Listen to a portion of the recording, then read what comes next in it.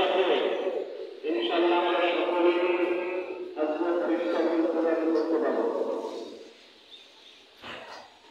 যে যেখানে আছে ওখানে দাঁড়িয়ে থাকেন, কোন ভাই ছোটাছুটি করবেন না।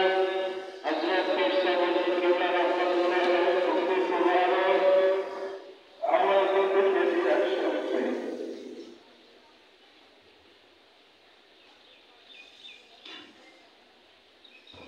গাড়ির পিছনে কেউ ঘুরবেন না। বলেন যে যারা যারা আছেন গাড়ির পিছনে যেন কেউ না আসে। গাড়ি ঢোকার সাথে সাথে গেট বন্ধ করে দেবেন, বন্ধ করে দেন। আপনারা দক্ষিণ পাশে যান।